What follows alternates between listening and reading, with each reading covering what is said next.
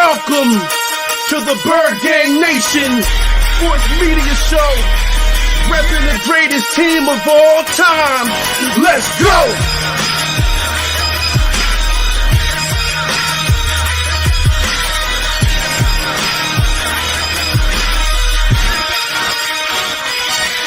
Bird Gang 31, he be the host with the most. We going deep, burning teams. They ain't nothing but toast. Listen, your rest there. Sirianni put me in coach, running like Miles Sanders till I butt my head on the post.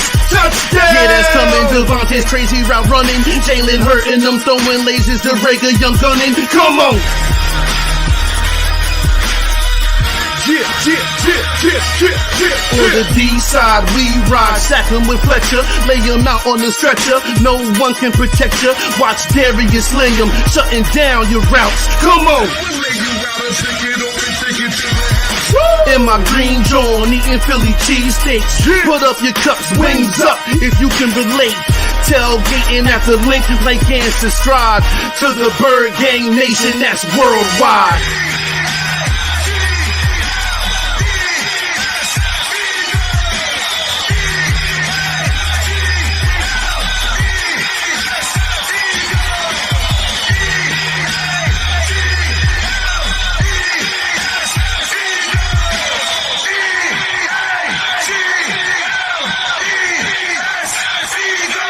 On Sundays, catch the pre and post game. Mondays is Birds on Broad Street with Philly Notion and Cool Cat, the man in motion. And Wednesdays, the midweek special got you open with JC from Eagles Talk, hitting like B-Dog, baby.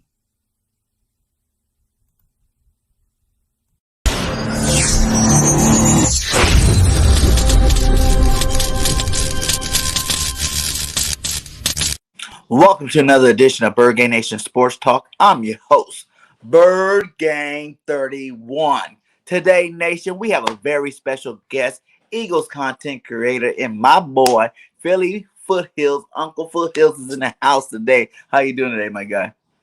I'm doing good, Glad to be back with you, definitely. And it's been a while since we worked together, directly.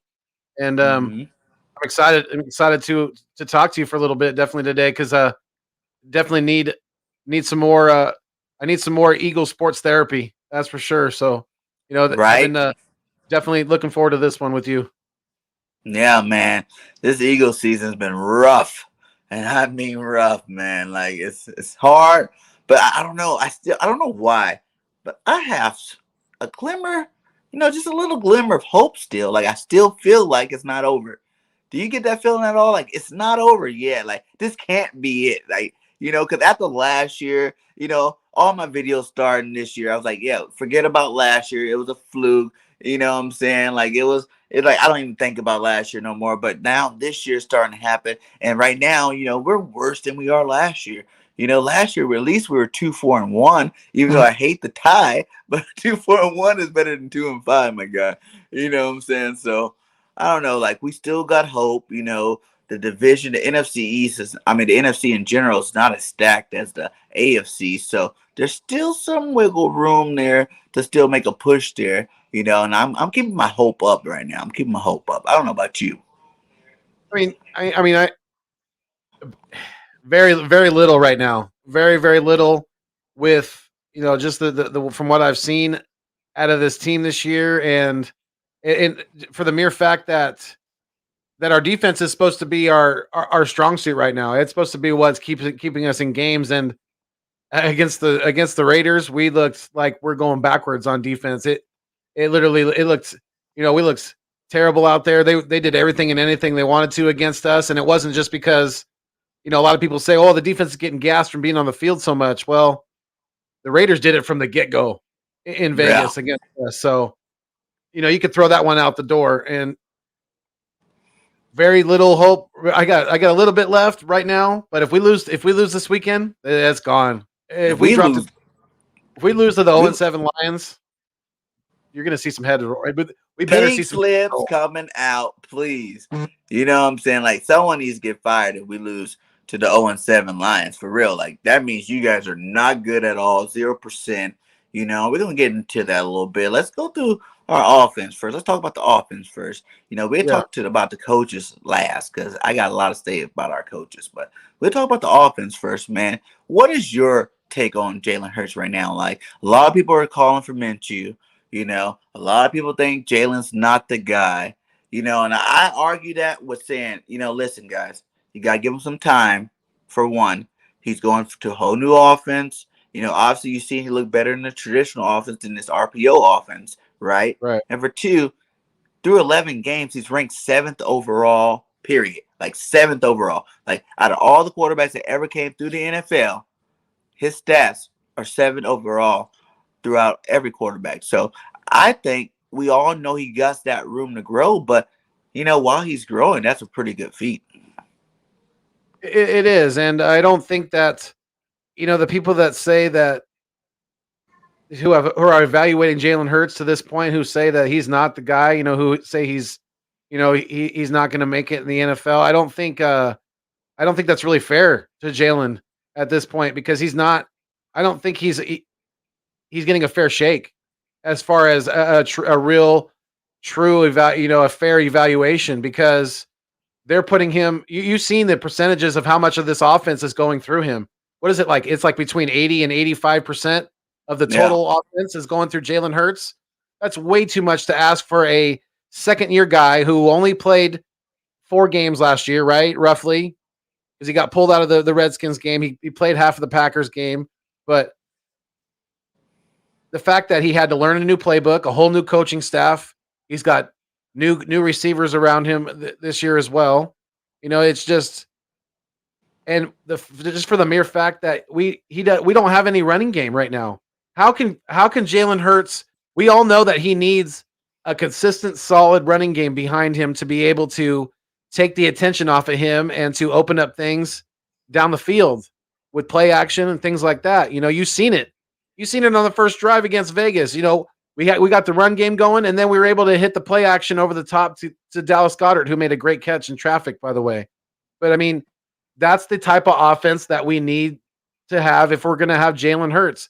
He's got to be able to have a run game that he can lean on, and we just don't have that right now.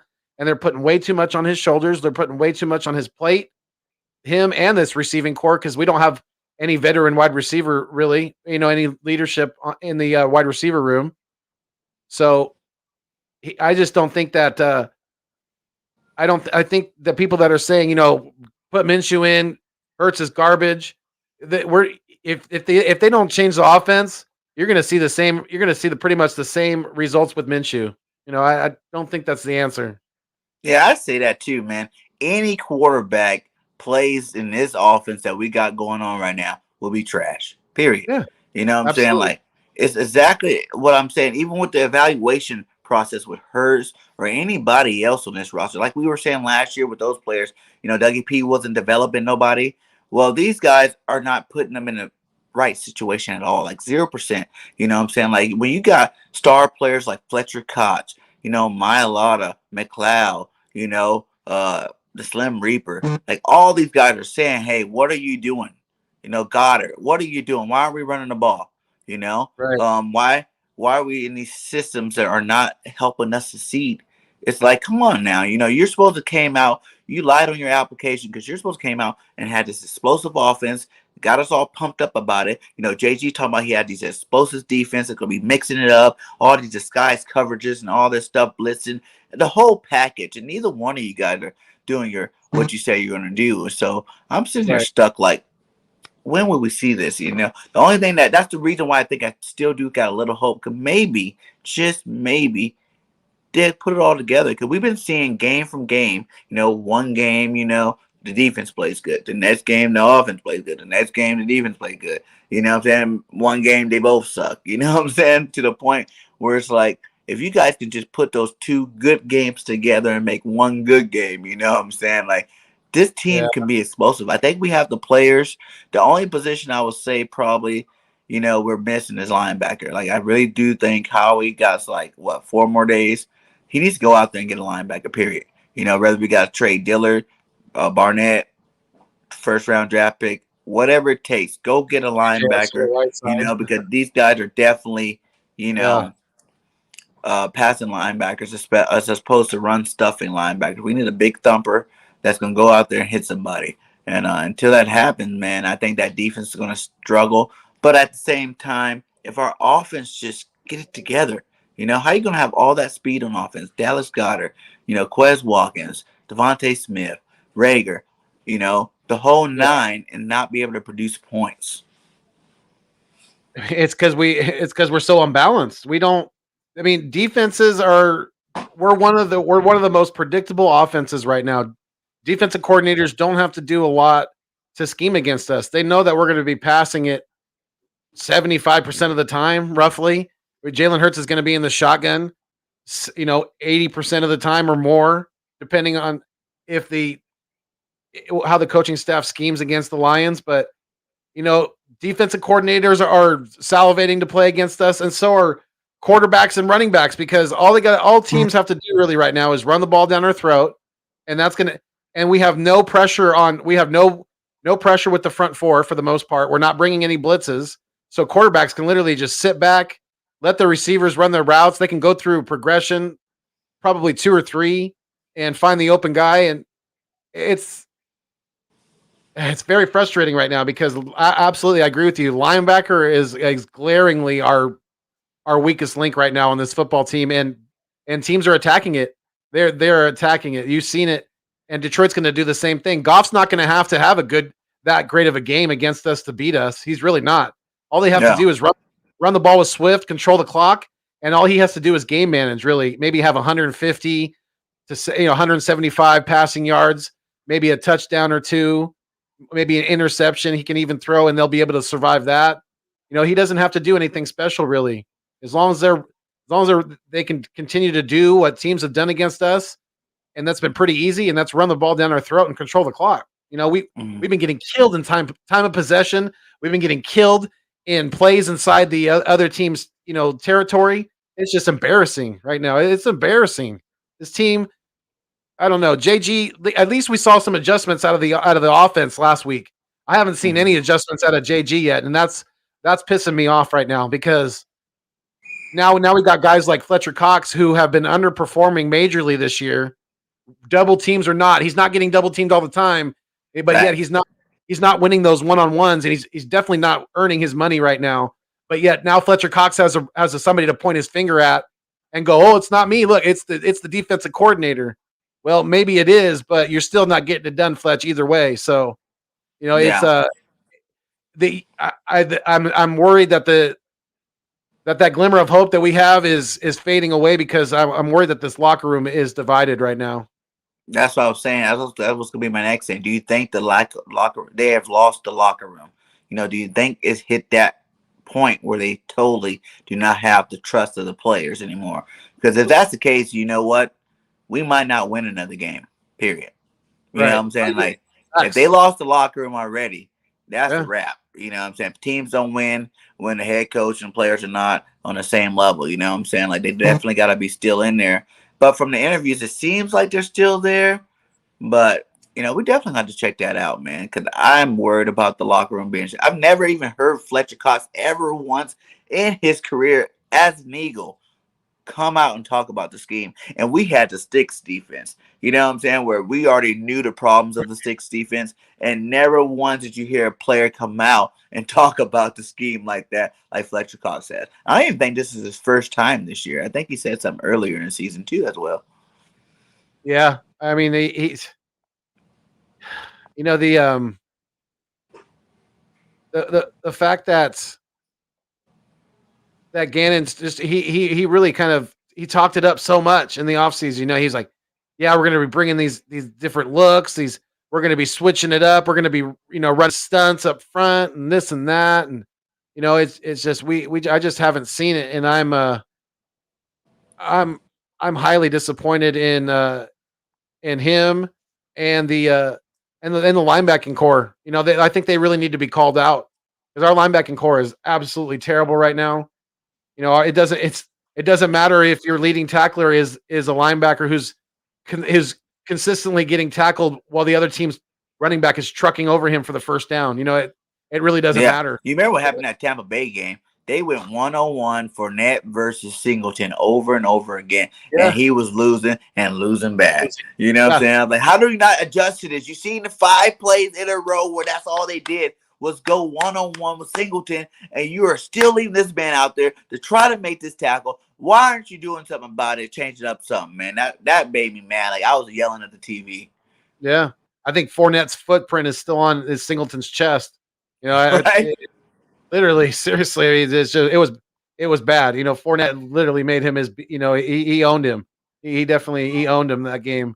And yeah, I'm pretty much I'm done with Singleton. There's not really a whole lot of linebackers on this team right now that I trust going forward. You know, maybe T.J. Edwards as more of a complementary piece, but I don't know. Right now, the fact that we don't draft linebackers, it's definitely rearing its ugly head right now. This season, we have we used to our run defense last year was not that bad. This year, No.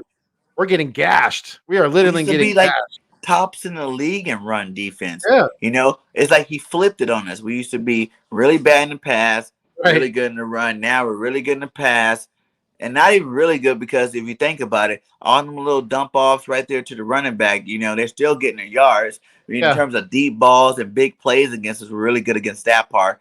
But you know, the things that the cornerbacks and the safeties don't control, you know, where the linebackers, like we're talking about, are controlling. Yeah, that part of the pass game is really lacking bad, man. Like, I don't know, man. yeah. It's I know getting kind of it. rough, man. Like, I've never seen a defense be this garbage. You know, what was the record? 4 games of what, 90, 80% completion or something like that.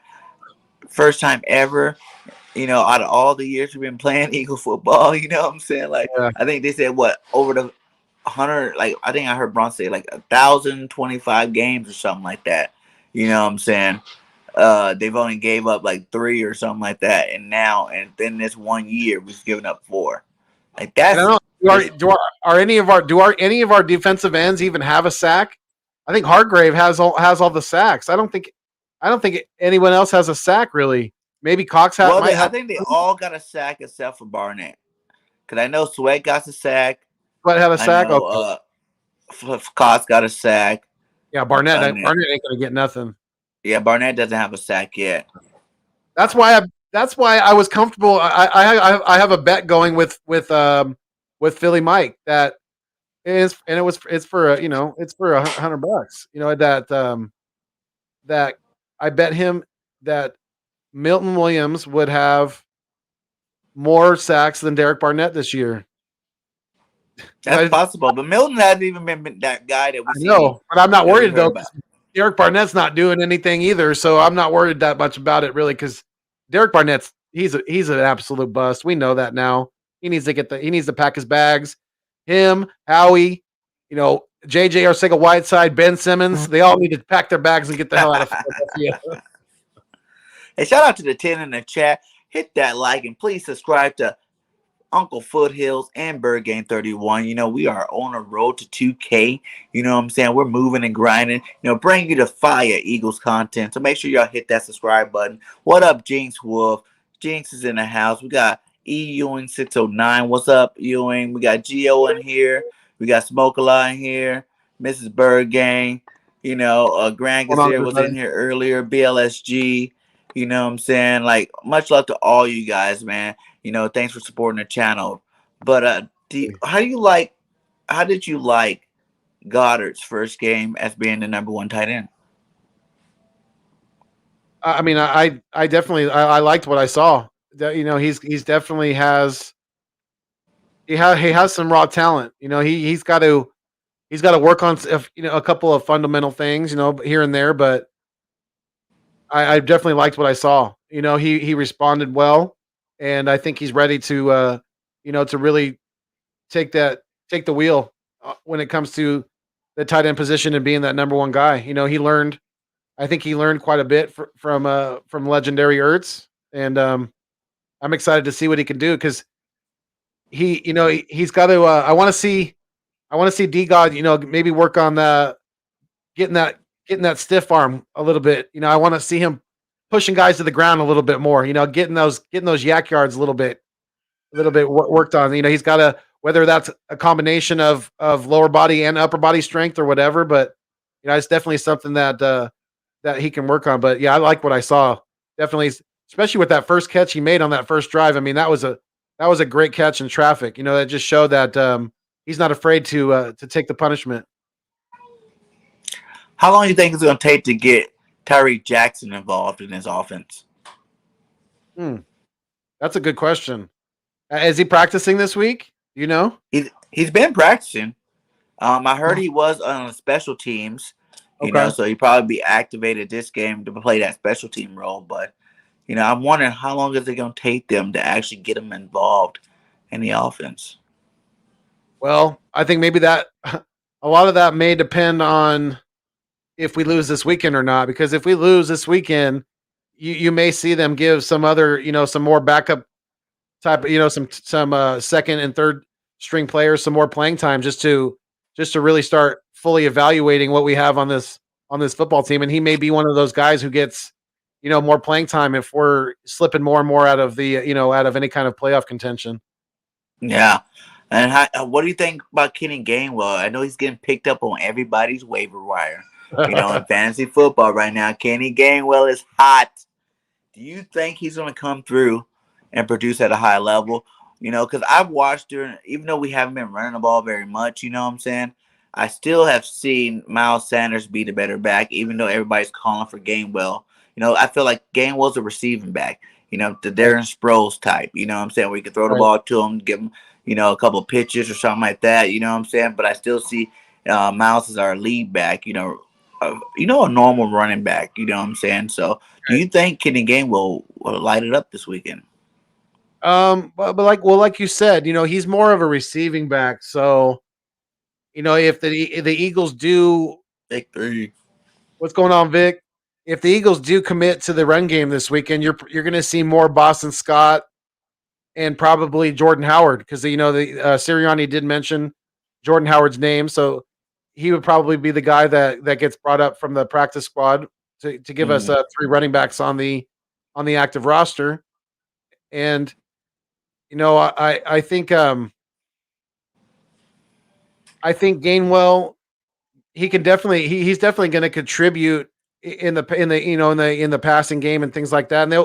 And they may give him a few totes with the rock as far as running the ball. But I mean, if you're talking, is he going to light it up in the rushing game, like between the tackles? No, I don't think he is, because he's not that type of back. But I think he could still he could still contribute to this football team. And I think he's shown some really promising things as a rookie so far. I really do. I love him as a that type of back that you can put out wide as a receiver. He's got great hands. He's got Mm-hmm. good he's got good speed to get those yak yards. And yeah, I definitely like what I've seen from him. I think they just need to give him some more touches. What do you like seeing from Boston Scott there? That was the first week we got to see Boston Scott all year long. You know what I'm saying? I think he has some pretty nice runs out there. He looks fresh, motivated to try to prove some points. So do you think that, Game will probably be more the receiving back this game, and we're definitely going to let Boston Scott be that lead back? Because even if we bring Howard up, do you think we're going to run a ball enough without Miles Sanders? You see how he kind of abandoned it last game when Miles Sanders went out. Do you think we're Right. still going to run the ball enough without having him in that lineup? Uh, the way that I mean, as many games have we seen so far, and the way that this offensive scheme has been pretty much consistently going, no, I don't think so. I think that I think that I think they're going to continue. I think especially now that Sanders is gone, I think they're just going to continue to put it all on Jalen Hurts' shoulders for the most part. As much as I don't want to say that, I think that's what they're going to continue to do. Because I don't know. I don't have a whole lot of faith in this coaching staff right now, because they haven't shown me a lot to really make me faithful right now, because our defense can't stop anybody right now. I mean, we made Derek Carr look like Aaron Rodgers out there. I mean, Yeah. he was dicing us up left and right. They even lost their running back at half too, but that didn't matter. They still ran the ball when they needed to and had a pretty balanced offensive attack, controlled the time of possession like pretty much everybody else has. The only way I see us really staying in this game is if the defense really steps up, like a lot like they did against Carolina. They're going to have to Mhm. get probably multiple turnovers to keep us competitive against the Lions because yeah, the Lions have been 0-7. The Lions are 0-7 and yes, they did get blown out a couple weeks ago by the Cincinnati Bengals, but other than that, they've played very very competitive this year. And I guarantee you with an 100% guarantee that they are more confident than us right now. You could triple stamp that. Facts. They, it doesn't matter the record. They have been playing way more competitive football than we have. They are more confident on both sides of the ball, and that's not They good. That almost beat doesn't. the Rams, man. And I Rams are a know. pretty good team. Right. Yeah, the Rams only lost one game this year, so yeah, exactly. They almost did. Like I said, they've been very competitive, and it's not like they've had a super easy schedule. The Rams aren't the only team that are very competitive. Definitely, the 49ers. Yeah, they may not have the greatest record right now, but they're still a very competitive football team, and they played the 49ers very hard too. So they're no slouches. We're going into their house, so they, Definitely not no they walk in the park. no, and the Lions, the players, the coaches, they're not deaf, blind, or dumb. They know what's going on with our Eagles. They smell the smoke from the dumpster fire right now.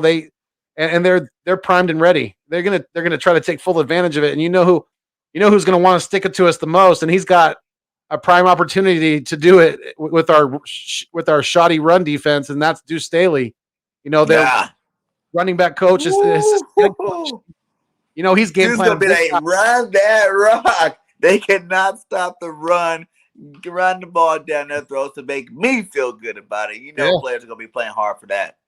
Yeah, he's like, I should have been your head coach. Now I'm going to run the ball down your throat. You're going to feel the pain. Right? Man, that Seriously, does he's still worry playing me, man. around. Because Swift is not a bad back, man. He No, might be not at one of all. the better backs that we've played so far. Fournette's pretty good.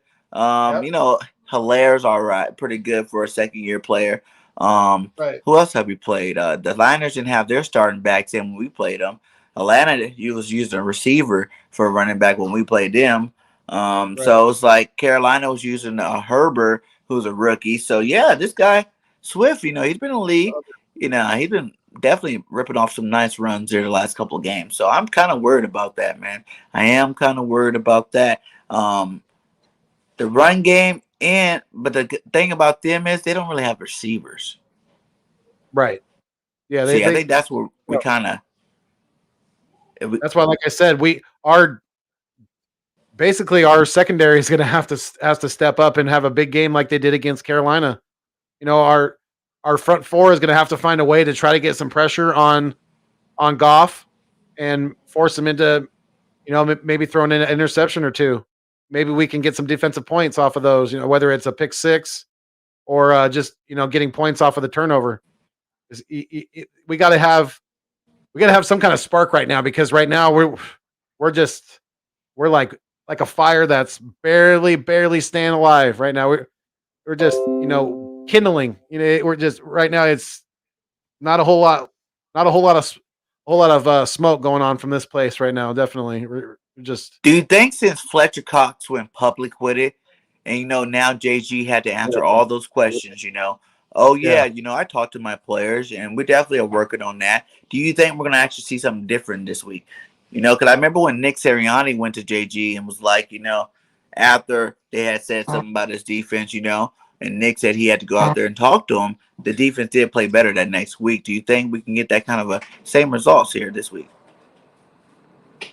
I mean, possibly if to me the only way that something's going to change right now is if we start getting some production out of our linebackers. And to me, they can't really cover very well. They're not great in run defense right now either. They're getting trucked. They're getting they're missing their gap assignments, things like that. And the only way I think things are going to change on the defensive side of the ball is if Gannon starts bringing some blitzes with these linebackers, because right now they're really just wasted guys in the middle of the field. Facts. You Catching know, people. yeah, you gotta change something, and if that's what it takes, send Singleton on a blitz, send Wilson on a blitz. I don't care who it is. Send him up the A gap. Get Goff uncomfortable. We gotta change something up, because we cannot just let it doesn't matter if he doesn't have a good receiving core or not. You let the quarterback sit back there. Our DBs can only hold on. They can only hold up so long. If you give them too much time, they're going to kill us. It doesn't matter how good Goff is. It doesn't matter how good their wide receiving core is. Our defense, our back end can only hold up so long without getting pressure on a quarterback. Yeah, man, that's facts. You know what I'm saying? Like, we definitely need to get that pressure going. And we need to blitz. We need to do more line stunts. There's a lot of things I feel like we need to do with this, Yeah, defense here. yeah. Um, Where's Coach Rocker? You got to get the defensive line coach. You get. I seen Fletcher Cox coming off the field after one of the long touchdown drives that the Raiders had, and he was in Coach Rocker's ear. He was letting him know, this is not working. We're getting abused out there. They're running through us like toilet paper. yeah, that's what I was going to ask you too. Have you seen the Eagles ever have so many on the field displays of frustration? You seen Kels last game. You see Fletcher Cox. You see these guys on the sideline. They're actually starting to, be really frustrated and have some acts that's not normal, especially for the veterans like Fletcher Cox and Jason Kelsey. You know what I'm saying? You see people leaving Jalen on the bench by himself. You know what I'm saying? Where he's sitting there by himself in his own right. He's the Right. only one even producing on the offense, really. You know what I'm saying? So the fact that you guys don't even have his back 100% to where you're around him, support him, trying to get him back up. Have you seen that before with the Eagles? Mm. Not that I can, definitely not in recent history, and not that I can really remember. Um, because going back to the Andy Reid era, we always had our defense was definitely our strong suit a lot of the time, because Donovan McNabb didn't have. I mean, outside of the Super Bowl year that we lost to the Patriots, and we had To. Donovan didn't have any receivers really. He was throwing to Mm. guys like Todd Pinkston and James Thrash and Freddie you know Mitchell, baby. Fred X. Yep, definitely. So there definitely wasn't frustrations on the defensive side of the ball, and I mean we were really very competitive during the Andy Reid era, and I don't really remember seeing the frustrations boiling over like they have recently, because Kels is not a type of guy to really lose his cool like that, and Right? he's got to But be pretty you're damn. right, man. Andy Reid era, we did have solid running backs and solid linebackers for sure. Those are two things Yes, we definitely had. yep, definitely. You know, I miss the days of Jeremiah Trotter. Give Right? me The Axeman. give me That's the what we need Axeman in the back. middle, my guy. We need the Axeman back. You know what I'm saying? Not the old second stint Jeremiah Trotter. We need the first stint Jeremiah Trotter. Right, right, right. But even the second stint right now would probably work just as well. He was getting caught up in a pass game. But see, that's what people don't realize. Those two linebackers would be great if we ran a 4-3 and they were the outside linebackers, you know what I'm saying? Like, to worry about the pass. But you have that middle linebacker that's that stud that go hit somebody, you know what I'm Yeah, saying? Stop that run game, clog it up. That's what we need to do. We need to stop with the 3-4 thing, stick to a 4-3, because that's what our team's set up for. Over the last couple of years, that's what we've been molding our team to be, as a 4-3 team. So the fact that you're trying to go back and forth with it when you don't even have the players to go back and forth with it, it's, beyond my comprehension. yeah, Give yeah. me, what is your number one guy that's disappointing you the most on offense, and the number one guy that's disappointing you the most on defense? Mm, okay, that's a good one. Let's see. On offense, I think I've probably been most disappointed by.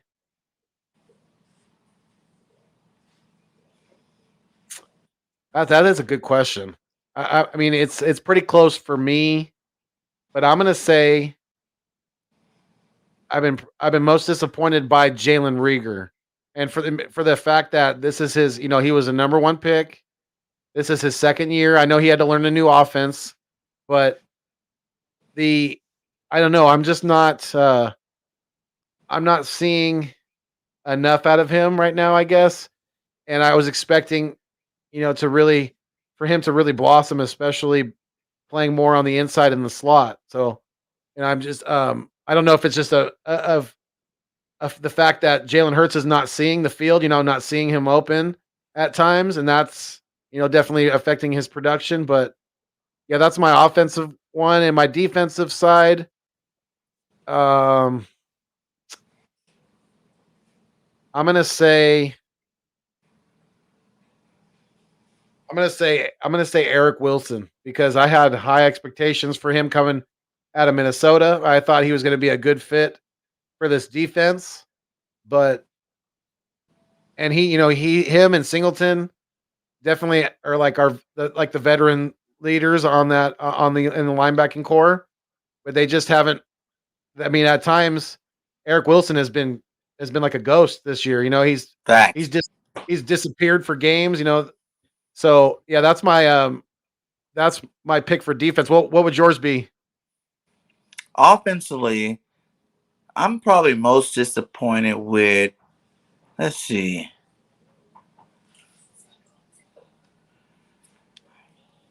I'm gonna say I'm gonna say Lane Johnson. Because we haven't seen a lot of Lane Johnson. He hasn't really been completely dominating when he has been in there. You know what I'm saying? You are the rock. Besides Kelsey, you are the best lineman on the field. You know what I'm saying? Like Kelsey, you guys are OGs. No matter who's out, those are two spots I expect to be solid every single game. And after what I seen from him last week, I've never seen Lane Johnson try to block backwards my whole life. You know what I'm saying? Like his whole time as an Eagle. Crosby was eating him alive. It was kind of embarrassing to be honest. Him and Mailata both over there looking stupid. So I'm gonna go Lane Johnson on offense and on defense. I'm gonna have to go with Fletcher Cox. Because I'm that guy that's been on Fletcher since the beginning of training camp from last year. You know what I'm saying? I wanted to see him come in this year and show that he is still a dominating, you know, defensive tackle in this league, and he is not showing that. You know what I'm saying? He's not. He hasn't showed me what he had one good game where he got a sack. You know what I'm saying? If you count the interception that was kind of handed it to him, you know what I'm saying, in the end zone that one time. That's the only thing we've seen from Fletcher Cox all year. You got Right, Hargraves with 6 sacks, about to tie his record at 6.5 sacks. That's Hargraves' record for his career. And Fletcher Cox is still sitting here with 1 sack, and we're going into the 8th week of the season. You know what I'm saying? So you can don't give me that excuse about being double teamed because Hargraves get double teamed now. You know what I'm saying? Don't give me that excuse no more. That excuse don't work no more. It's like yeah, either you are not as good anymore or you're not trying as hard because you got paid. right. When you got paid. So one of the two, but either way, it's not the same Fletcher Cox. I definitely need to see him produce a way more high level than what he is right now. Yeah, that's true. Very true. He's been tremendously underperforming for especially being the highest paid player on this roster. That player is supposed to be producing for you on a weekly basis, and we're not seeing it. I want to ask you, since we're talking about Fletcher Cox, I want to ask you, your gut feeling, do you see him finishing this year as a Philadelphia Eagle? I know that for sure after this week. Because to be If honest, we you know what I'm saying? The way the defensive tackles are playing right now, that is a position I feel like if we can get a stud back for him in a trade, that he might be going by the trading deadline. You know what I'm saying? It's money, yeah, him not producing. It's kind of Hargrave's line now. That's the reason why they brought Hargrave in here in the first place, is kind of take over that role and maybe see some more Milton Williams. I thought he was a defensive tackle. They keep playing him at this end spot, and he's not producing at any kind of high level there. So why don't you just bring him back bring him back down to the defensive tackle spot, let Fletch go, and go get us a linebacker, Howie. That's what I want to do. But if we don't trade him by the trading deadline this next week, then after next year, I think he's still going. Like I see a big overhaul in terms of all of the guys we love. Fletcher Cox, Kelsey might retire, Lane Johnson, Brandon Brooks. Be like I thought BG, but BG did have a point. You know what I'm saying? It kind of helps his case now the defense line not playing so good without him. It kind of does Yeah, help his case to stay here one more it year. So does. BG Yep. got a point there, so he might not go, but the rest of these guys might be all gone. You know what I'm saying? Yeah. We're gonna have a whole new revamped, defense. Hopefully, though, with those 3 first round picks, we won't have to use any of them on a quarterback, and we can use them to revamp that defense. Like especially if we get that 2 to 5 range pick from Miami. You know what I'm saying? We can get that Thibodeau's guy. Move up and get that Thibodeau's guy from Oregon. He's playing Yes. really high level right now. That'd be a great defensive end. We can get rid of Barnett. You know what I'm saying? Let him and Sweat battle it out. Have some rookie guys coming up behind them. And plus, um, we can go get the cornerback uh, Elam because I like Elam. A lot of people like Stingley. But I'm more of an Elam guy myself. But I haven't really been watching too much of him this year to see if he is that guy. But I know from the tape that I watched when I had did a cornerback video earlier in the year. I liked what I seen from Elam from Florida. So. And then that guy from Alabama's looking really good too. The cornerback they have over there at Alabama was looking pretty good. But I want a linebacker first pick or maybe second pick. I want if we can get Thibodeau's first pick, get him. Yep. Second pick, linebacker. Third pick, cornerback. You know what I'm saying? I think if we can get 3 studs at each one of them levels next year, our defense will be a lot better, and our offense, can play from that. I don't really blame our defense though. I'm not 100% down on our defense. I just think it's the coaching. I don't like. I'm that guy that's like the players are not the problem right now. You know what I'm saying? It's the coaching. It's the schemes. It's the play calls. It's like rookiness, but like they say, rookies are only there in the NFL the first couple of games. You know what I'm saying? Like after you week 4, week 5, you're not a rookie no more. You done played in the NFL. You should have adapted some. You know what I'm saying? So that's how I feel with these coaches. Like everybody's like, it's their first year. You gotta give them time. How much time do you need? Because I see a lot of first year coaches come in and have successful years. You know what I'm saying? Even this year, we got a lot of first year coaches that got more than 2 wins. you know. Oh yeah. So it's like, Yep. what's going on with these guys? They need to come out. I'm hoping they've just been holding back this whole time. The only thing that gives me any hope is that our schedule gets so much easier from here on out that there is a chance we can make a push for it. Yeah. I mean, we after the Lions, we have the Chargers and then the Broncos, so that we finish up the AFC West. We'll see how that pans out. But yeah, like you said, our schedule does get quite a bit easier. So I mean, yeah, that is another reason for definitely some optimism. But I mean, if right now, I agree with you when you said that we're not lacking talent on this football team. I definitely agree with that for the most part. But I think at linebacker we definitely are lacking talent. We're just we it's glaringly obvious that we have not drafted like we should have when it comes to the linebacking position. We just have ignored that position when it comes to the true way to build championship winning teams, and that's through the draft. You can't just pick and piece guys in for 1 year contracts with free agency. That stuff doesn't work for the most part. We got lucky in 2017, when our Super Bowl year with guys like LeGarrette Blount, with guys like Chris Long, guys that we brought in on short-term contracts that really, really produced for us, and they weren't any spring chickens at all. They were definitely on the back end of their career, but you know, even and as much as credit as Howie deserves or as doesn't deserve for that year, as even a broken clock can be right twice a day. So take it Right? for what. Right. That's truth right there, man. That's truth. Yeah. But give me your biggest surprise this year on offense and defense. Who do you think is the best player playing right now on both sides for you? Hmm. Yeah, that's on offense. That's tough. It's probably,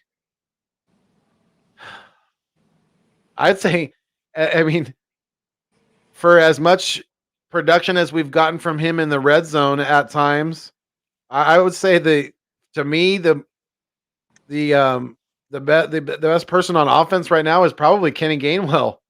As and I say that for the fact that just because I lack confidence in Hurts getting the ball down the field to Quez. Because if I did have some confidence right now in that, then I would say Quez Watkins because he's definitely. I think he's definitely our most confident, our most. I just a gifted receiver right now, and not to say that Devontae is not a good receiver, but I just think Quez is definitely has way more confidence right now under his belt. So Facts. yeah, and on the defensive side of the ball, who's playing the best? I mean, I would definitely say it's got to be Javon Hargrave, right? I mean, either that or Darius Slay, but Hargrave's been pretty damn dominant in the middle, and I'm liking what I'm seeing out of this kid because we definitely have our Fletcher Cox replacement. That's for sure.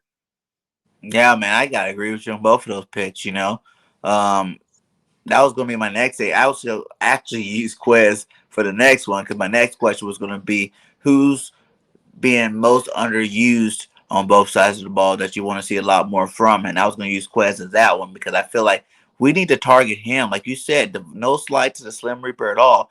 But I think Quez Watkins need to get those number one receiver targets. You know what I'm saying? I Yeah, think it's about time now. You see him. He's the only one that's really aggressive to get the ball. He's the only one you can put the ball anywhere around him. He's going to go get the ball as opposed to like I've been seeing Devontae Smith. If it's not perfectly thrown to him, he's not catching these balls. You know what I'm saying, all the time. And it's like for you to be the number one draft pick, Heisman Trophy winning Devontae Smith, you should be showing everybody out there how you are aggressive and how you get the ball.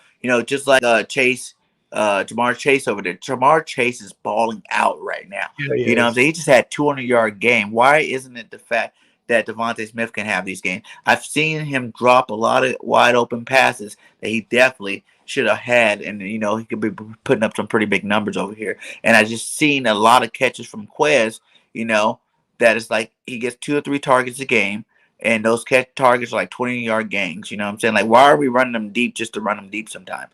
Just to Right, open up the rest of the players. You know what I'm saying? Like, why aren't we using his skill set to the best of his ability to the point where if we ran the ball, he would be open a lot of the time. You know what I'm saying, on some play action, and we can get the ball to him a lot often. But I think we target Devontae Smith a little too much, and he's only running 3 routes.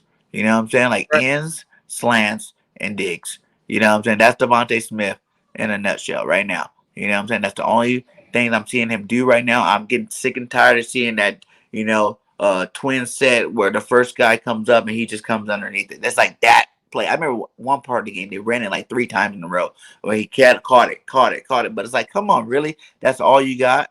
You know what right. I'm saying? He's only catching it from what 5 or 6 yards, Yeah. at a time. So he's not getting any. Yeah, like you said, um, he would. I think it would benefit him quite a bit if he was not the number one target. Because Jalen is staring him down way too much, and Facts. and, and the defenses are honing in on him. They're playing really tight coverage on him because they're not worried about because like you said, he's running shorter routes. He's running slants, digs, and outs. Basically, that's all. They're not worried about him going down the field, so they're not worried really about him running past them. So they're keeping him in front of him, right where they want him. So as soon as he catches that ball, if he does catch it, they're going to pop him because Mm-hmm. he is a slight frame guy, and they know that there's a good chance he might drop that ball if they pop him good enough. And I mean, you've seen it. He's had a catch and fumble. He's had some drops. So yeah, the I think that they would be smart to put Quez as the number one, move Devontae to number two, and really try to get Smith in, utilize Quez more, and then just try to get Smith maybe more and more open space where he can get some yak yards. Yeah, facts, man. And then where's the creativeness? You see every Yeah, week the all man, these other teams using jet yeah, sweeps, end right. arounds, things like that. Just things to get these speedsters the ball in their hands, you know what I'm saying, so they can make a play. You know what I'm saying? Like, you gotta open up this playbook, because I believe that there's no way possible he done play for the teams. I mean, coach for the teams that he's coached on, and not have a huge playbook. You know what I'm saying? That why are you sticking to the five? Do you think the question I heard? I was on the show with Okoye. He was like, "Do you think it's because Jalen Hurts can only handle those plays?" I mean, it's they're It's very possible, yeah. I mean, that is very, very possible because they may just be trying to really simplify things for Jalen, really trying to to keep it as basic for him as possible. But I don't know, it's kind of hard to say, and but I have to give Devontae Smith this credit. He is he is very, very good at those sideline catches when he's got to fully extend out, Yeah, tapping his toes. He's very he's got great fundamentals when it comes to that. So, and I think that what even more feeds into what we were saying about him being more of a. They should have made him more of a complimentary receiver because I think he would really blossom in that scenario. kind of like even Calvin Ridley when he had Julio Jones at that Right, complimentary receiver. Calvin Ridley was a stud. You know what I'm right, saying? Like superstar. or like But now Juju. you see Calvin Ridley numbers sliding now that Julio's Yeah, gone. He's that number one guy. You know what I'm saying? Because yeah, there's the smaller guys. You know what I'm saying? They need someone else to kind of pull the coverage their way. yep. But I kind of feel like too though, if we just ran the ball, it'd be a lot better for everybody. Like Of that's it. course, Like of what I'm course. saying. You seen what happened last week when we ran the ball? Everybody was open. Like it's like to me that's a fix. That running the ball fixes your line problem, fixes your receiver problem, fixes your defensive problem, fixes The your time of quarterback's possession. problem. It's like it Yep, fixes everything. it So does. like for him not to understand that part of the game, name one team that's leading the league in like anything from passing to best record to rushing, like that don't run the ball. Like all these top teams run the ball no matter how good their quarterback is, no matter how good their receivers are, no matter how good Right. any of these guys are putting up these huge numbers are, they still run the ball. Jamar Yeah. Chase balling out of control. You know why? Because Mixon runs the rock. You know what I'm Mhm. saying? Mixes uh And even when even so, like, give this past game as an example. Mixon was not going off against Baltimore, even though Cincinnati did kick their behinds pretty well. Mixon wasn't going off. It's not like he was having a huge game, but yet Cincinnati did not go away from it. They kept running the ball. Why? Because they're keeping the defense honest. We are not keeping the defense honest, and that is making it so easy for these defense to scheme against Jalen Hurts because they know he's going to throw the ball. We don't have no threat of a run, and they're not worried about guys like Devontae Smith because, like you said, he's running short routes. They're not worried about guys like Jalen Rieger because he's lacking confidence and he is, a guy that's not necessarily going to win a lot of 50-50 balls, up in the air. So just the fact that we are so one dimensional right now, we are probably one of if not the most one dimensional football team in the NFL right now. and that's the reason why I don't really put that much on Hurts either.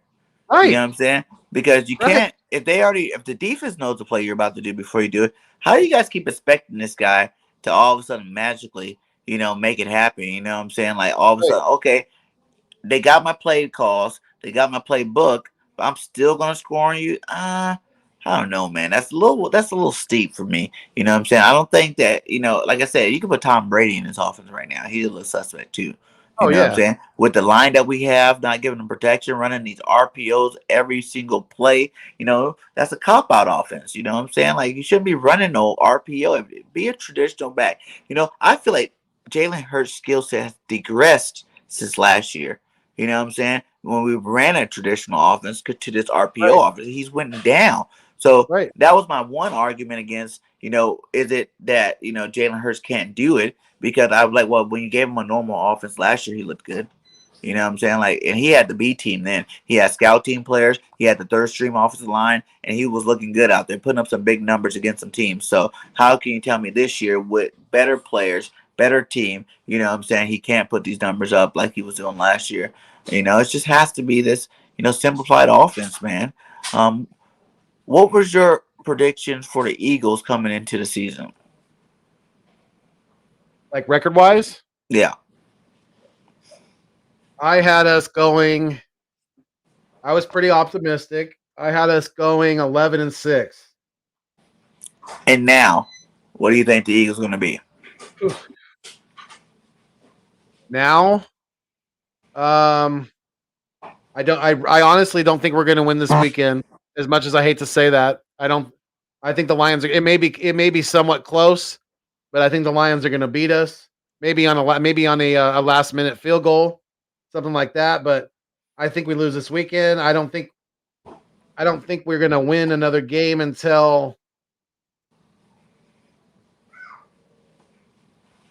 Hmm, I'm going to say we're not going to win another game until after Thanksgiving. The first game against the Giants on the 28th of November. Whoa. You like Shakes. When I had Shakes on here last week, he said he only sees the Eagles winning 2 more games. Yeah, I I mean, if we keep playing the way that we're playing right now, I think we might only beat the Giants once and the Jets. For the Woo. rest, we might go 4-13 this year. Dang. We're a bad team right now. But we're It's not like really that bad of a team. We're just coached bad.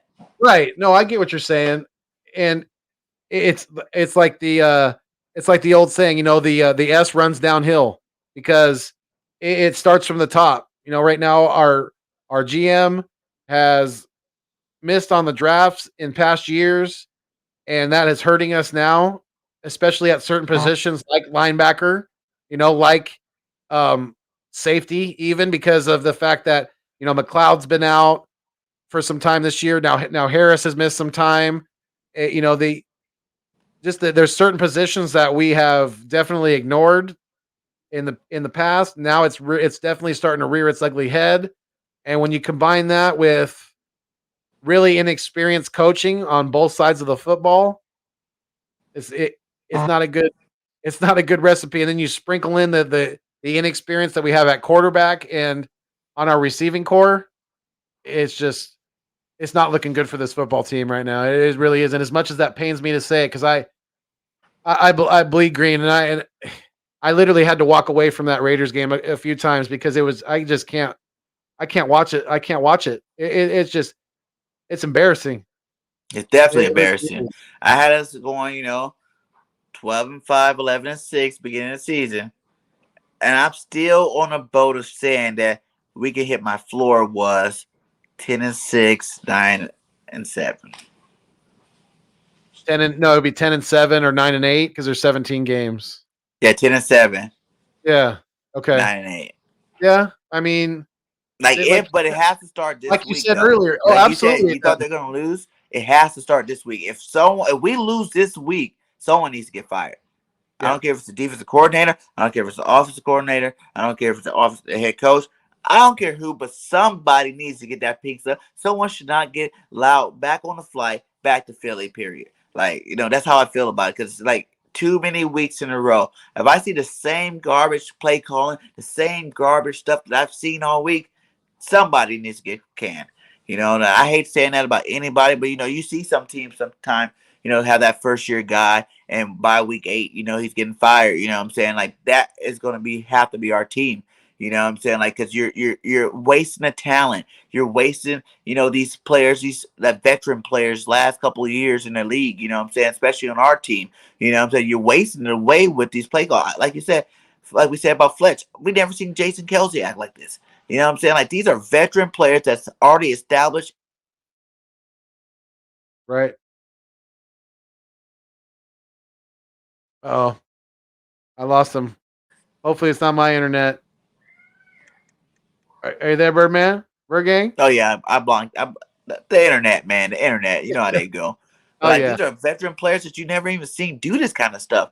So Right. that shows you that it has to be the coaching. It has to be. It can't be nothing else to me. Like right now, before they came out and said it and make it so publicly, I was like, maybe these players are getting washed. But now I'm just like, no. You see the games, you see the coaching, and now you put one and one together, and that always equal two. You know what I'm saying? Like so it has to be these coaches, and someone needs to take the can, just to make a statement. Just like, okay, I do care about this league. I mean, this team. I do care about the team this year because you're wasting talent, and that's not acceptable. We've never had such garbage players before. I mean, not garbage player, but garbage team. On the Right. field, like you said, like it's embarrassing. It's like Oh, and you've seen depressing, it. even. Right, and you've seen it. you've seen it on Miles Sanders, is in some of his body language. He's he's been very frustrated even before he got hurt. He was Yeah, very I blame frustrated. him not being used as one of the reasons why he's probably hurt right now. You know what I'm saying? Very Like in real game possible. action is different from practice. You know what I'm saying? And right when he first started getting warmed up and started going, his body wasn't used to getting hit. You know what I'm saying? He started taking some of them Right. hits. The next thing you know, his ankle just went out. Boom. You know what I'm saying? Because he hasn't been making these explosive cuts on high impact like he should have been doing all year long. You know what I'm saying? Like you're waiting to, these are the injuries you should get maybe in preseason. You know what I'm saying? For being out there running. But guess what? Oh, he didn't play preseason. You kept him off the shelf for preseason for what? To not play him, to not give him carries all the way up until week 7? Like, that's ridiculous. Yeah, and you know the the um the frustrations, I think, is definitely you've seen it with Miles. When he It's spiked causing the mental. ball at Nick Sirianni in that Yeah, Kansas not City only game, that, but it's causing him to have, because I've never seen Miles, have mental lapses like he did against Carolina at the end of the game when he ran out of bounds. We were trying to run the clock out. They have 3 timeouts, and yet he gave them 2 extra ones by running out of bounds 2 plays in a row. yeah. You know, Miles Sanders doesn't do stupid s like that. He usually doesn't. He's supposed to be one of the veteran leaders on the offensive side of the ball, and you could just that's what it is. It's the frustration that's causing him to have mental lapses like that. And he's lucky that really didn't cost us the game. And Gainwell was able to come in and get that first down, so we were able to run the clock out. But they you give better teams like like a Tampa Bay or even the 49ers, you give them extra timeouts like that, they're going to make you pay for it. Definitely. You're not going to come out victorious more than likely. Yeah. How do you feel about the Nick Sirianni and gardening statement? Uh I think that Nick he's reaching. He's just like looking for different he's looking for different examples to use, for different mindsets to kind of come at people with. I don't know what it is. I'm starting to think that he just really took this job to really get some head coaching experience at the highest level, and collect a head coaching's paycheck right now, because either that or he's a lot less intelligent than I thought he was, because it took way too long to see Jalen Hurts under center, because you've seen it on the first drive, 3 plays in a row. They actually got him under center and we were running the ball. It doesn't take a rocket science to figure that out, that we needed to do that a long time ago. We should have been doing that the whole season. We have probably had a way better record right now if we would have. You just can't ask a young and inaccurate at times quarterback to do as much as we are asking Jalen Hurts to do. He is not getting a fair shake right now. I don't care what anybody says. We are And so unbalanced. He's never going to succeed like this. and that's what Ever. I was even saying about the coaching staff. I go, look at Sirianni, right? Came from Frank Wright, right? Yeah. Look what happened to Dougie P after Frank Wright left. Our offense went downhill. Look what happened now that we got a Frank Wright disciple. Our offense is looking bad. Maybe it's just Frank Wright that's that offensive genius. You know what I'm saying? And we're just getting the leftovers from it. You know what I'm saying?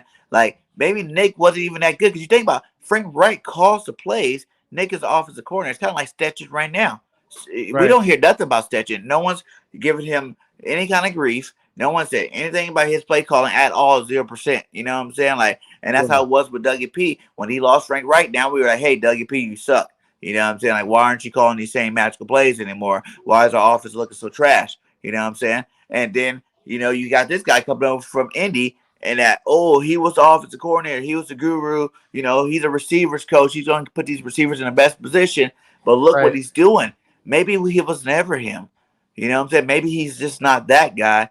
You know what I'm saying? Like you're saying, maybe he's not that guy. And the whole time, we were just keep trying to get Frank Wright back in the building. And Frank Wright is not here. You know what I'm Right. saying? Like, it's just not the case. And even if you look at JG's defense, right? JG's defense would work great for Minnesota. They got two stud linebackers in Barr and Kendricks. You know what I'm saying? Those Mhm. guys are beasts. You know what I'm saying? They Yeah, don't even have the same secondary they had before, but they still do their job. You know what I'm saying? Like, if we had a Barr and Kendricks, I think this defense probably would be perfect. You know what I'm saying? Like, it's that one of those types of the scheme itself, like you said, it doesn't allow big plays. But if you need those two linebackers, you know what I'm saying? If you're gonna run the two linebacker sets, you need both of them two stud linebackers to be back there so they can stop that run. And then once you stop the run with those two linebackers, then everything else will be great. And we have a better defense right now that we don't got. So maybe he's just playing on like, oh, this is a scheme that worked. It worked so good. You know what I'm saying? In Minnesota, it has to work good here. The concepts are there, but you don't have the players to do it. yeah. And I can't think of that guy's name, but we were talking earlier, about the locker room being split, and in before the season started, there's an ESPN analyst. He used to be the fullback for the Seattle Seahawks, I believe. Weaver? He, I think it was the guy who came out and said that he reported that he was had talking to some Eagles players, and that they said that that there was Michael guys. Robinson. Yeah, yes, yeah, and he said that that our locker room was split. Mm-hmm. Maybe there was some factual knowledge to that story. Maybe he wasn't just throwing Yeah. S into the wind. You know what I'm saying? Yeah. Maybe Sirianni never had all these guys bought into what he was selling. Maybe they've been just kind of on the fence this whole time, and now they're really choosing sides. And I And more think than all these they're going press for that. conferences are making them choose the wrong side anyway. These are garbage analysis. Don't come out here and talk about Gardner. Don't talk about Gardner plants and roots and all this stuff, man. We are football players and these are men and warriors. I'd rather hear you talking about, I want to coach, like in the preseason when they kept saying Nick Sirianni pulled Jalen Rager aside when he wasn't doing right. Nick Sirianni and Devontae Smith's face when he's not doing right. You know what I'm saying? Right. Nick Sirianni's talking to each individual. Where's that Nick at? You know what I'm Right. saying? Don't come talk to me about no gardening, no planting, no roots and stuff like that, trying to get things sprouting and stuff like that. We are in week 8, my guy. That stuff you do in the preseason. That stuff you do in training camp, man. Like, that's where you put the roots. You know what I'm saying? This should be a full-blown plant by now. You know what I'm saying? Like, we should be full-blown right now. You're talking about, oh, we are still roots and stuff waiting for it to come out the seed. Is the seed right? Is that We a should be bad seed you harvesting. got? We should be harvesting right now. It should be harvest time. You know what I'm Yeah. saying? Like, we literally should be enjoying the fruits of our labor right Yes. now. We're not.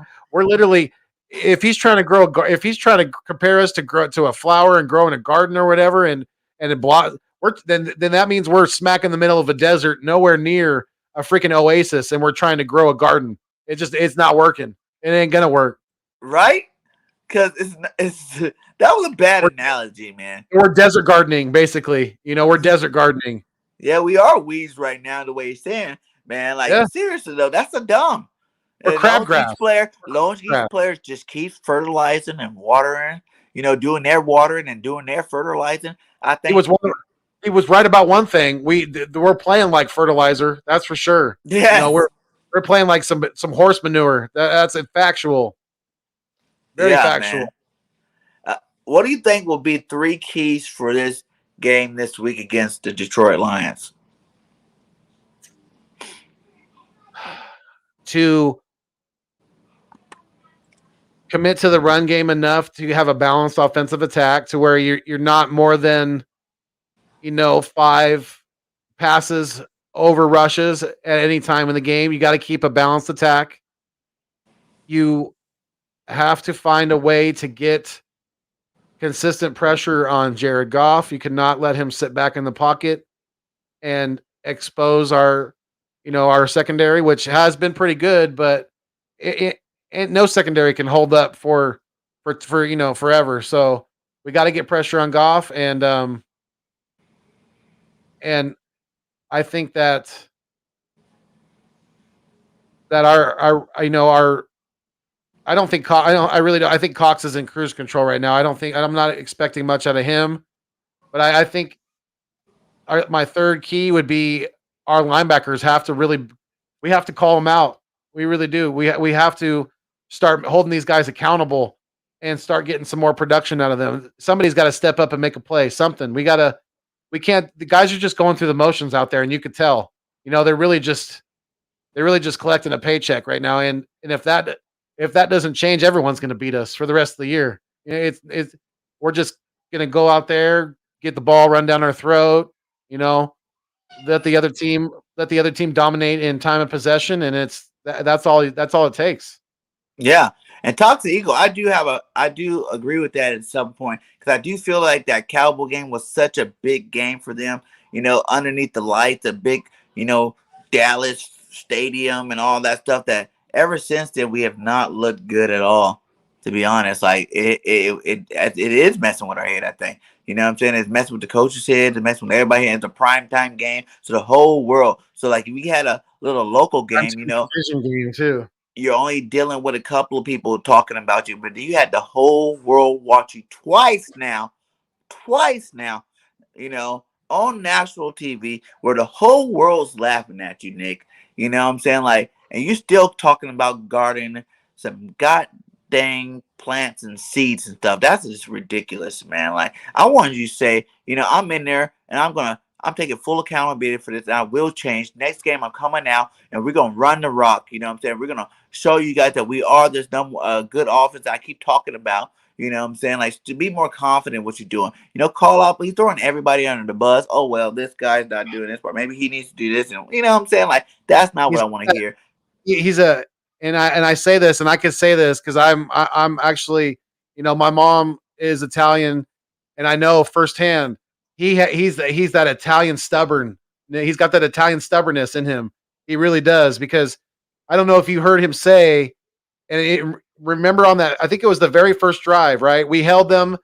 It was right. They were right around midfield. They weren't. I Yeah. don't think they were. I don't think they were in field goal range. If they were, it would have been a really, really long field goal attempt.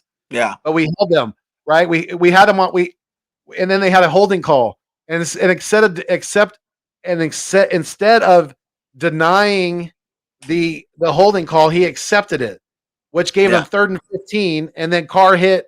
I think it was one of their backup receivers. I can't remember his name, but Carr hit him for like 25 or 30 yards down the right sideline.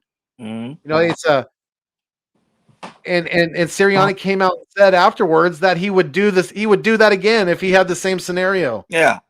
He's not learning from his mistakes. That's a big glaring red flag right there. He's a rookie head coach and he's not learning from his mistakes. That is not good. Do you Not think good. since he is this rookie head coach, do you think that maybe he is just a coordinator where having to have control over the whole team and have to worry about what's going on with the whole team is a little bit too much for him? Maybe if he was just that coordinator, that maybe, he'll be doing a better job, calling plays out there. Uh-oh. Foothills froze.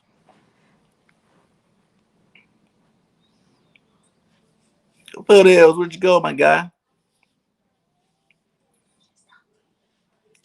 What do you guys think? Do you think Nick would be better just serving as a coordinator, or do you think that you know he can continue being a head coach in the NFL? You know, that's a big question I was wondering out there. And toxic, should we bench Hurts for Minshew? No, because if we bench Hurts for Minshew, it's not going to be no different. You know what I'm saying? Y'all act like if Gardner Minshew comes in the game with the same offense that we have right now, the same play calling that we have right now, that's going to make a huge difference. And all of a sudden, everything's going to be fixed because it's all Jalen Hurts, man. I don't believe that's the case at all. You know what I'm saying? I think Jalen is only doing the best he can because he's not an established vet yet. You know what I'm saying? He's still in his first 12 games of his career. So, of course, this guy's going to be sitting there thinking about, oh, I need to do whatever the coach wants me to do because I just want to build his trust so he can stick with me. You know what I'm saying? I can stick on the team type guy. Well, as he has to hit that level where he can, make audibles at the line and do all this extra stuff. This is his first year with the scheme. He's only 12 games in. 8 games into this new scheme that he just had to learn. So I don't think that if Gardner came in, it would be that big of a difference. I think it would be the same. You know what I'm saying? If not worse, because I don't really think Gardner Mitchell's that much. I don't think he's better than Hurts, basically. You know what I'm saying? Like, I don't think it's even like you should be even thinking about that. We keep telling you that it doesn't matter what quarterback we have in this system. You know what I'm saying? They're gonna suck. They're gonna suck just like Jalen Hurts sucks, and maybe even look worse because Jalen Hurts is at least athletic to where he's scoring touchdowns every game with his legs. You back, Foothills? We got 12 in here. Please like and subscribe to both of our channels. Uncle Foothills here. He's a little frozen, but that's all good. You know what I'm saying? Subscribe to his channel. His link is in the description. Also, subscribe to my channel. And if you have not subscribed to BS in Sports Media, go ahead and do that too. We have NFL, 7 days of the week. Every team that we have on the network. We have San Francisco, the Panthers. We're looking to get a 49ers. We got Dallas Cowboys. We got a lot of good content creators over there making some good stuff over there. So make sure you hit that subscribe on that too as well. Also, we have channel memberships open. So if you guys want to join the nation, go ahead and be a channel member like Mrs. Bird Gang here. You know what I'm saying? And we got a couple of other ones. That'd be much appreciative. All earnings does go towards funding this network, funding this channel to make us grow. And I can get some new equipment. I can do things like that to make better content for you guys. Also can contribute through our merch shop. We got a merch shop, Bird Nation Sports Talk shop online. That's also in the descriptions. Or you can go to the media shop that has all the shows in our network. They all have merch there, and those all goes to those individual content creators to help their channels grow. So, much love to you guys. Sorry about that. Internet was acting funky. Yeah, I know about it. It happened to me already. But yeah, I forgot what was I asking you right before you left. That was a good one too. I can't remember. But I know he has it. Would you bench Jalen Hurts? Cause I answered that one. What would I right now? Yeah.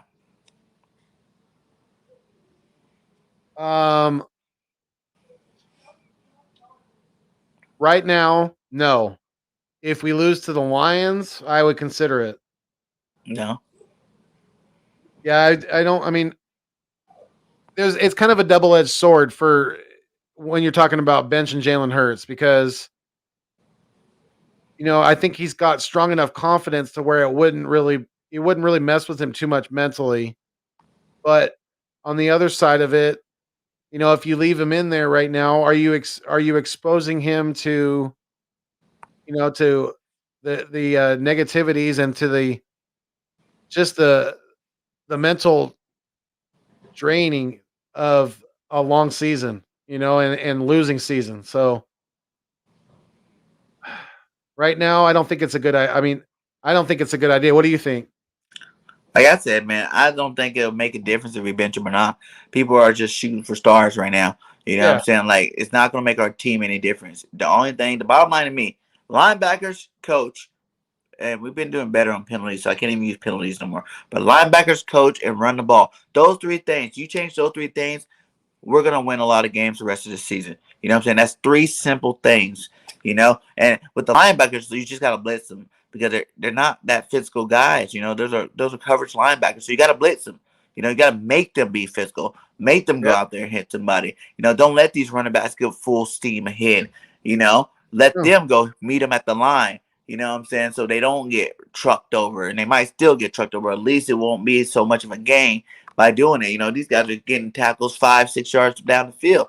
Who cares about that? If you do 5-6 yards down the field every single down, you're gonna score a touchdown regardless. It makes our whole scheme of our defense look silly, and it makes us wonder why we're still running that defense. You know what I'm saying? Because if you're going 5 yards to play, it doesn't matter what defense you're in. If it's 5 yards to play, they're gonna score a touchdown. Period. So if you're not gonna be like, I heard him say something today. JG said something about that earlier today, where it's like, yeah, maybe in the middle of it, I do need to adjust, to stop it a little bit earlier. No, you need to do it all the time. Every single time you're out on defense, you shouldn't be letting these guys go past 10, 15 yards. Period. If you see them chunking the same way, 5, 5, 5, blitz. Put some penetration on them. Do something different than what you're doing. Change it up, and then if you want to go back to it after you got these guys kind of settled, then go back to it. But don't keep doing the same stuff. It's insanity. It's crazy. Yeah, You sound stupid on TV. you do. And at the beginning of the year, we were, we were more of the bend but don't break. But now we're just breaking. Yeah. We're breaking more times than not, and that's just not gonna. It's not gonna work. And like you said, there's been games where our defense has stepped up at times. We got some stops against Tampa Bay. They kept us in that game for the most part. Our offense didn't do diddly squat. We couldn't run the ball. Not many people can against Tampa Bay, but that doesn't really matter. You still have to try. You still have to keep the defense honest. It's amazing when you have a balanced attack, like say, like the who's got a good balanced attack right now? Like Tampa Bay. They got Fournette running the ball very well. He can even catch it out of the backfield. And then they got Tom and all his receivers and the tight ends and all that are just ripping up the league right now. So, and it's just a matter of run the damn ball. That's you got to do that. If you want this quarterback to have any kind of success in the near future, you have to run the ball. We are and not only are we one dimensional, but we're a vanilla one dimensional offense. So that's even worse. It's even worse. So who do you put more to blame on, JG or Sirianni?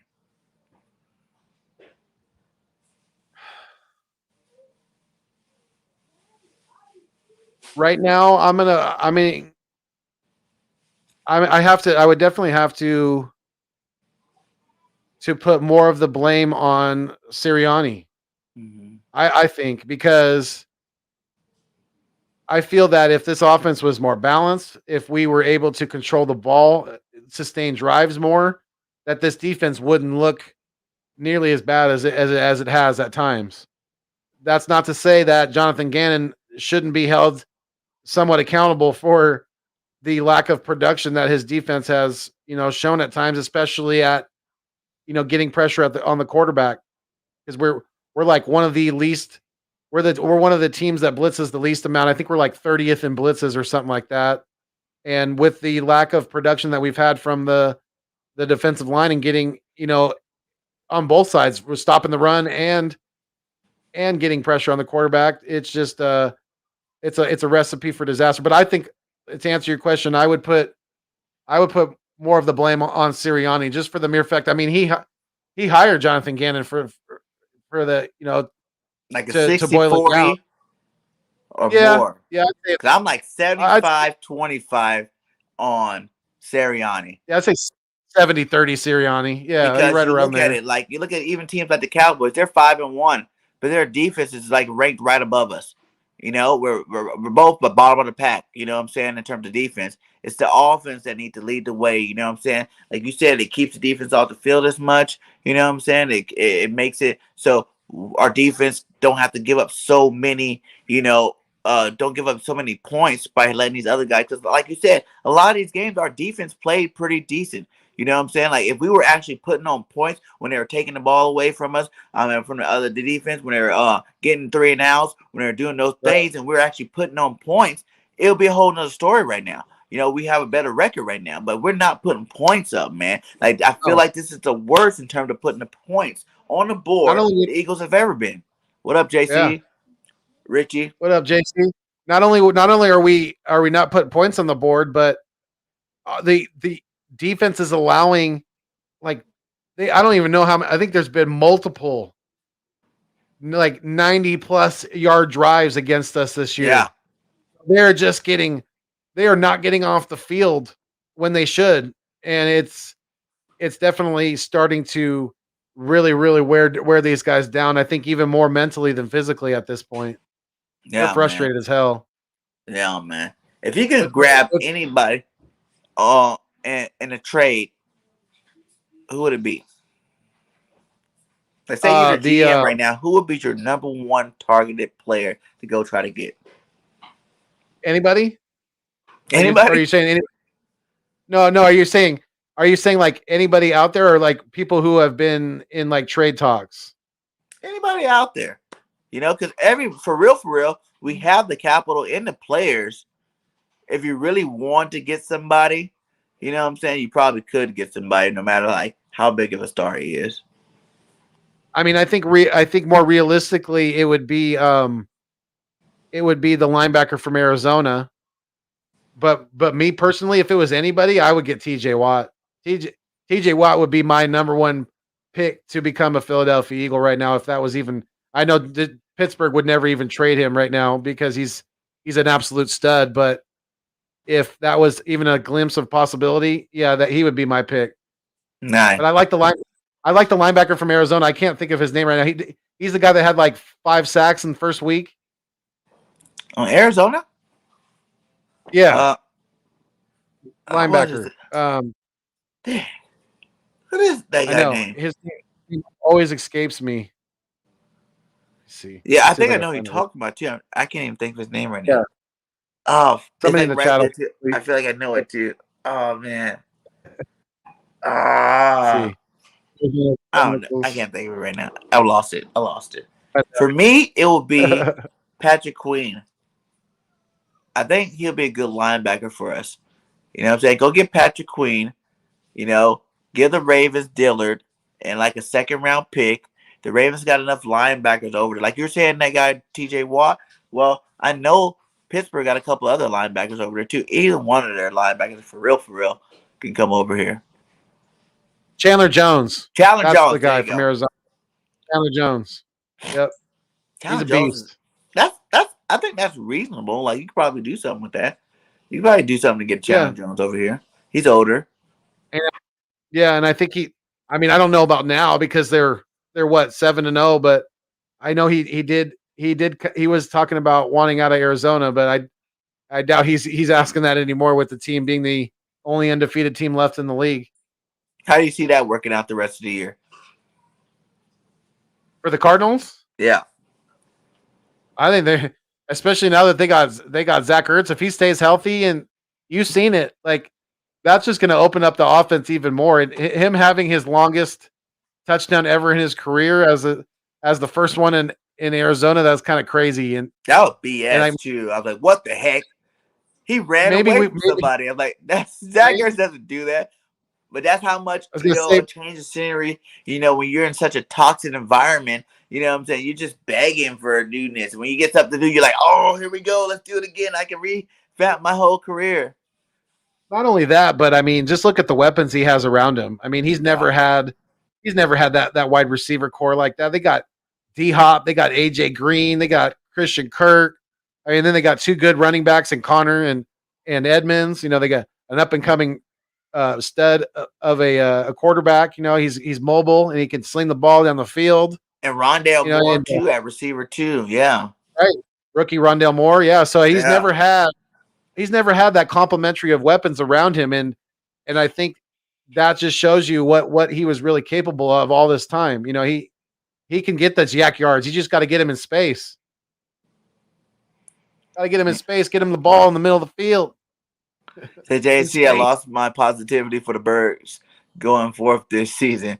Need your help to restore the 17-0, 12-5, any given Sunday mindset, right? But like, you know what I'm saying? Like, what you need to do Gee, is just look at the standings, right, in the NFC. That's the only thing that keeps me going right now. Look at the standings, realize that we are only a game out. You know what I'm saying? Even the Cowboys are only 3 games above us. And we got, 10 games left? You know what I'm saying? Like 10 whole games. That's a lot of season. You know what I'm saying? I think with the extra game, it's like extended the whole thing out. Plus, we got an extra playoff spot this year. So it's like there's a lot of football left, man. And the fact that we play such, you know, unachieving teams the rest of the schedule, you know what I'm saying? That should give you enough, knowing that it's still a possibility that we can change around. But like McLeod said in his interview, the time is now. You know what I'm saying? If we're going to change it, it has to start this Sunday. You know what I'm saying? Like, no, we cannot, like you, I didn't even like the fact that everybody even thinking, because I even thought it after that Raiders game, I was like, we might lose next week. But no, it's not going to happen. We're going to destroy the Lions. You know what I'm saying? Because if we don't, man, it's how can I say if we can't beat the Lions? How can I say they're going to beat Denver? How can I say they're going to beat San Diego, L.A. Rams? How can I say they're going to beat even the Jets? How can I even say Right. that? Wouldn't that be crazy? If we lose, then Flacco goes play with the Jets and beats us. You know what I'm saying? Like, how embarrassing would that be? Oh my god, that would be the ultimate. Yeah, that would be That's another good the one, ultimate. Waylon Cunningham from Houston. That'd probably be something you can work out too, since Houston's such a garbage fire team over there. You know, Yeah, even the Niners right now, they got yeah, like three linebackers over there. I know they're not going to give up. What's his name, Warner, but you might get one of the other guys from them. You know, how would you feel about if the Baltimore Ravens came calling for Miles Sanders and were offering Patrick Queen? Would you take that deal? yeah, Yeah, Patrick Queen's. I think but I he's don't a pretty know good because linebacker. I really feel like Miles Sanders is the piece, the running back we need for this offense. Like on our team. Like he's a good runner and he can catch. Yeah, he has some drops, but like I said, all that stuff is frustration. Like you were saying, you know what I'm saying? When you keep a guy frustrated the whole time, not getting the ball, not getting him in rhythm of the game, that stuff's gonna happen, man. I played running back all the way up to semi-pro, and that stuff just happens. You know what I'm saying? No matter how bad, then the more you think about Yeah, trying to fix it, the more it happens more. You know what I'm saying? Like it's gonna happen more because he's thinking about trying to fix it. Instead of just going out there and playing his normal game. You know what I'm saying? So, yeah, I would rather give away a first round pick for him. Give him Diller because they need a left tackle. Give him Diller in like a first, and I'll take Queen. yeah, But you might not even have to get if you have yeah. Diller. You probably could go Diller in the second. Do you For think? Queen. Yeah, You yeah. know who we I really think should be that's probably targeting doable. even more than him? Who's that? Who? Kendricks or Barr. If you want to go big, because Yeah, if they play in Minnesota's the willing to system. part with either one of them. Yeah, Yeah, either one of them. There's two of them over there. One of them to stay and let the other one come. You got to pay both of them. That's a lot of money just to be putting at your linebacker position. You know what I'm saying? For a team on defense. You know what I'm saying? Go try to attack. Go get Kendrick or Barr and break them over. They already know the system. They'll come plug right into here and be instant impact from day one. Say either one of them. We had the other Kendrick's brother here before. You know what I'm saying? I would like to get right. Kendrick's, get him over there. He can get the same number. Then people can wear their old jerseys and still have the new jerseys on. You know what I'm saying? That'd be kind of cool. Yeah, that would be kind of cool. Yeah. The And he's way better than his brother too, like hands down better. Oh yeah, You know, yeah, I even heard yeah, Michael absolutely. Kendricks is available, or did he just get picked up too? But he was available for a little bit. Yeah, I'm sure. Yeah, because he was yeah, I did last I heard he was a free agent, but I don't know. He may have gotten picked up. I know. Speaking of free agents that got picked up, I know I was looking up about Elijah Holyfield the other day, and he got picked up by Cincinnati. He's on the Bengals. So Elijah Holyfield's off that's a running the running back that we had on the practice squad last couple of years or so. But linebackers, speaking of linebackers, I've been wondering where's Jacoby Stevens? I know he's got to be Where healed is by he? now. Where's Jacoby Stevens? He can't be any worse than some of these linebackers that we have on this active roster right now. Why isn't he why hasn't he been brought up yet? Why isn't he playing? I thought Mine he is was like, supposed to be a why did we even make him a linebacker? Like I thought he was a good safety in college. A good safety that came in and played the box. Yes, but he was a safety. Like I'd rather kept him at safety. But like you said, in that point, like where is he and why isn't he playing? That's for sure. Might as well give him a shot. You're giving everybody else a shot right now. Might as well give him a shot.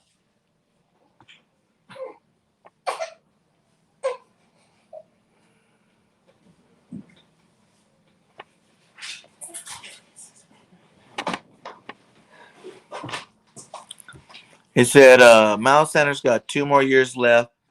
Likely it'll take 3 years to make the Eagles a playoff contender again. I really think can coaching in our 3 first round picks next year can make that time period a lot faster than 3 years. Rumors say Diller will be no longer an Eagle after November 2nd. Yes, that's what I'm saying. We can trade him to the Ravens, get Queen in the deal, trade him to the Ravens, uh, and maybe throw in a second round pick with Diller. And let's go get Queen. Let's get him his defense, and let's get him out there activated so he can do big things. Oh, it's freaking internet, man. Yeah, no worries. We're just talking about that. You know what I'm saying? He's like, Miles Sanders got 3 years, got 2 years left, Yep. and it's gonna take like. How long do you think it's gonna take to get this team? Do you think it's more like we can get it done faster with new coaches, or if these coaches get their act together, or is it really the talent on the team that's going to take years for the talent level to get to, that playoff contending team?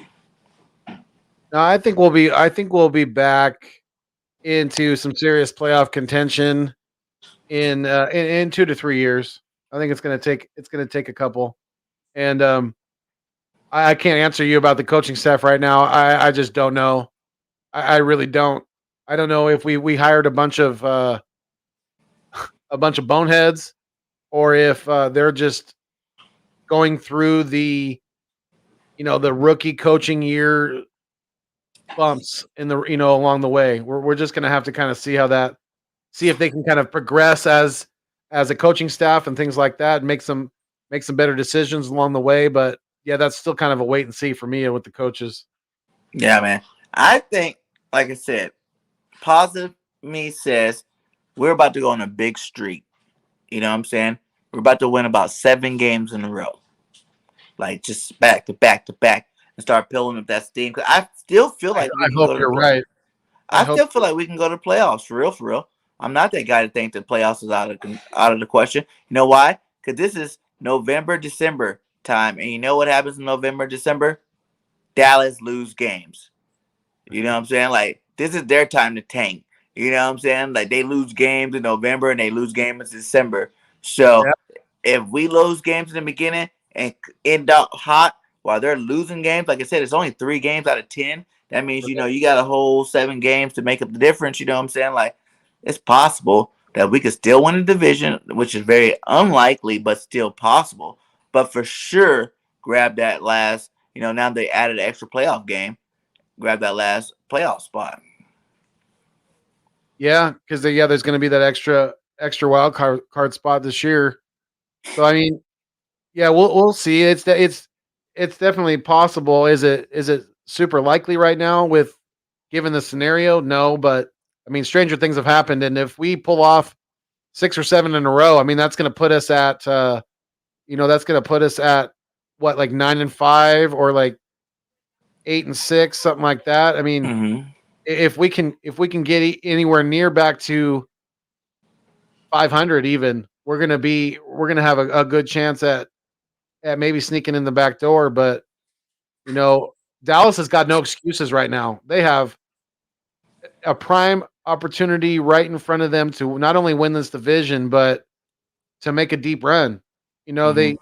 they have the opportunity in front of them, and they better seize it while they can. Because I've been telling my buddies, my close buddies that are Cowboys fans, Dak and Zeke, they recently, Dak more recently, but they've both gotten the bags. They both gotten paid, and they better take this opportunity. They better seize it while they can, because this team, the Cowboys, are going to feel the financial strains of a quarterback getting paid, of a running back getting paid, like they did sooner than later. They're gonna start feeling on the offensive line. They're already starting And to now feel they're having defensive stars arise like right. Diggs. He's gonna need a Yep, new contract. You exactly. still got these other receivers gonna need some new contracts. Lamb, you know what I'm saying? Yeah, You got Parsons, Parsons in a he's couple of gonna need years. that. Yeah, Yep.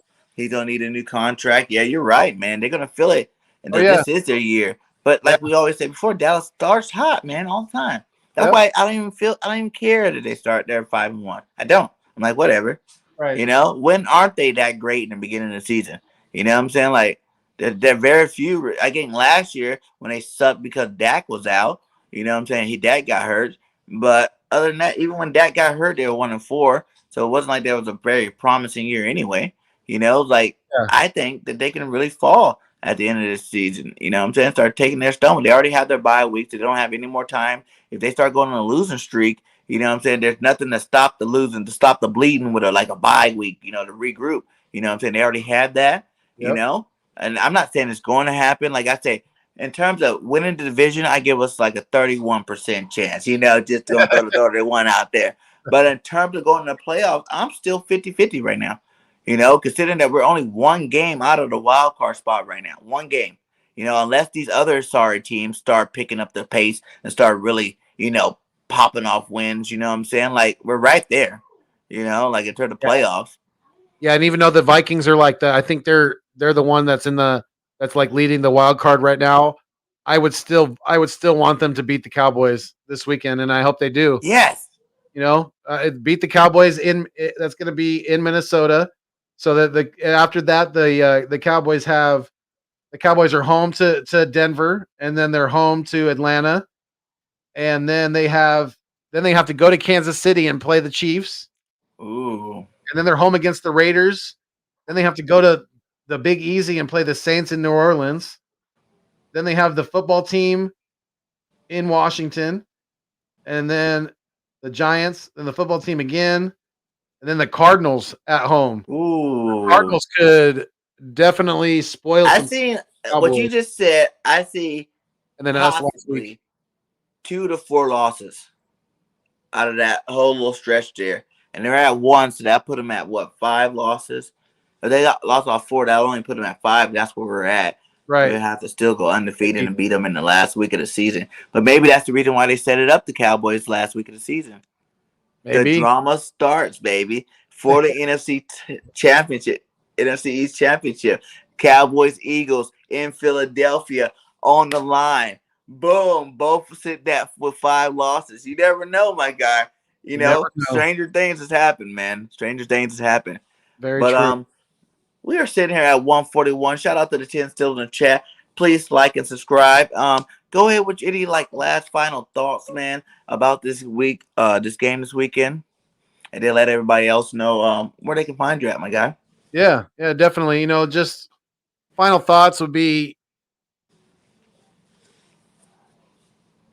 don't like Bergang said, try to keep some optimism with this team. I know things are looking dark and grim right now, but it can't get much worse. Yeah, we said that last year after going 4-11-1, but hey, there's It still, could be worse. We could be 0-7 like the Lions, oh yeah, it definitely could be. or one And and six. and like you said, there's still a lot of football left to be played. We still got 10 games left to really see out. So, just definitely try to keep the faith. We're always bleeding green, and we these are the as much as I'm embarrassed by the product that's out there on this football field for this football team. These are the times where I kind of cherish to be an Eagles fan, because I'm I'm that proud to be an Eagles fan, even through the dog crap of a football team that we've seen.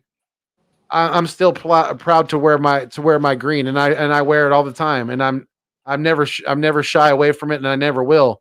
And I hope everyone out there in this that's watching this, that listens to this, keeps that same mentality, because we are Eagles fans for life, and there is nothing that can take that away from us. So Facts. yeah, I mean, And then we're fans too. At the end of the day, that is our exactly. only job. Stop getting caught up with social media and the Right, network and all this stuff where they're just right, down talking the Eagles. Jalen sucks, this sucks, that sucks. You are a fan. Your job is to cheer. right, You know what I'm saying? Your job is to uplift the team, bring the team positive energy. Sometimes they just need that extra backing from us, the fans, to help them go out there and play better games. No one wants to be, these are human beings too. They have feelings. They don't want to just be looking at their social media. Oh, I got 1,000 people just wrote some hate message about me saying how bad I suck and how I can't win. And they're supposed to be my fans. You know what I'm saying? Those will be the people that love this team. Like, you can love the team and have criticism for them, but at the same time, you gotta still show support, show that love, you know what I'm saying, for the green. You know what I'm saying? We all yeah, bleed green. You know what I'm saying? And you should want to bleed green for the rest of your life. There's no switching sides. You know what I'm saying? Once you're Eagles for life. You know what I'm saying? So you need to get with it. You know, what kind of fan you want to be? One that just listens to everybody else and just try to go along with the flow? Or are you going to be that fan that understands that you bleed green and they need our help right now? They need our support right now. They need our backing right now. And we're going to back them to the end of the season. I don't care if they don't win another game every week. I will be on this network. I will be on this channel. And I will be supporting my team saying that next week we're going to win.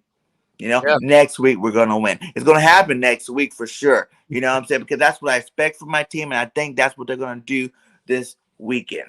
Yeah. Give me a score prediction too. Yeah, I mean that's what you call commitment. You know, you summed it up right there.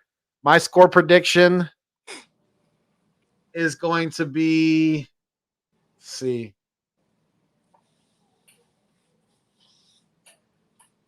I'm going to say it's going to be, I'm going to go 26-21 Detroit. As much as I hate to say What that. the heck? I just did the whole spiel. You gonna say Detroit? Foothills, man. You're the Eagles fan. We just told the fans. I know. Cheer for our team. I'm sorry. I can't right now. I just don't have my faith in this team is very, very questioning right now. And it just, I have to try to give you a real. That's your honest, content creator score prediction. I gotta respect it, man. Yeah.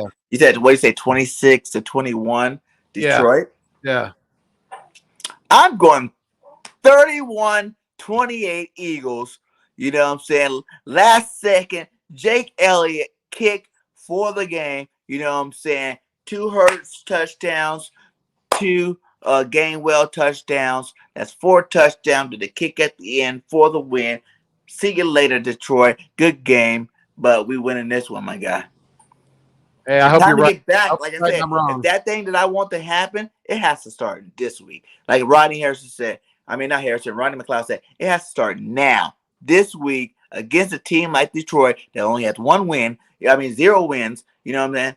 It has to start now, because if you can't do it now, it's going to get harder, to go on. Because I think, 2 weeks from now, we're against San Diego. And that's one of my losses I've seen that's happening on the schedule. So hopefully we can beat them. But I feel like if we can win this game, go next week, win that game, then that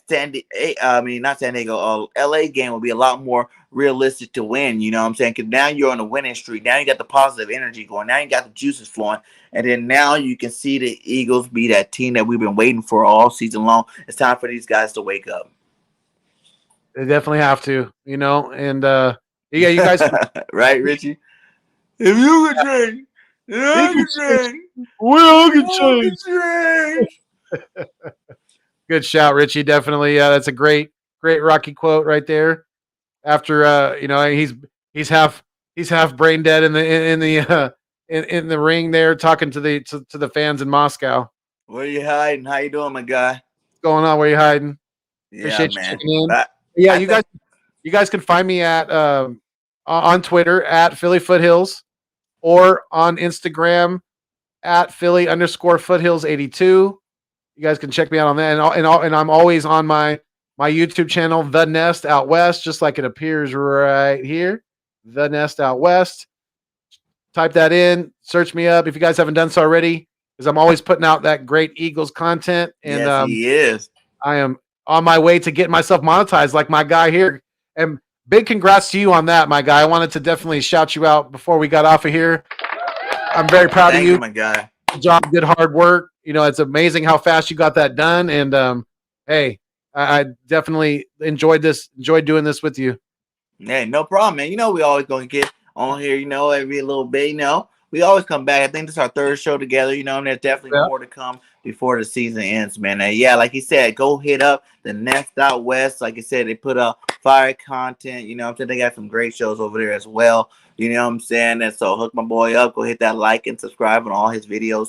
You know what I'm saying? He's definitely doing his thing over there. And guess what? When you're ready to celebrate, my guy, when you get there, I'll be right there to celebrate with you, my guy. Much love to you. I respect what you do over there. And like I said, yeah, we are both on the way to 2K. So, you know what I'm saying? Get out there, help us out, support us, like our stuff, share our content out there to other people so they can get a hold of it.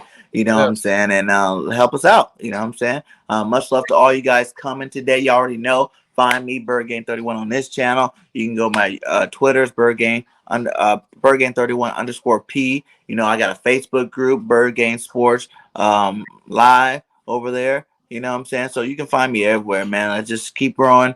You know, keep putting out that Eagles content as much as possible. And we got some great shows this weekend. So, you know, check me out. Much love to all you guys. Fly, Eagles, fly. And what do you say? Keep it fuego. Yeah. We out. Peace. Peace.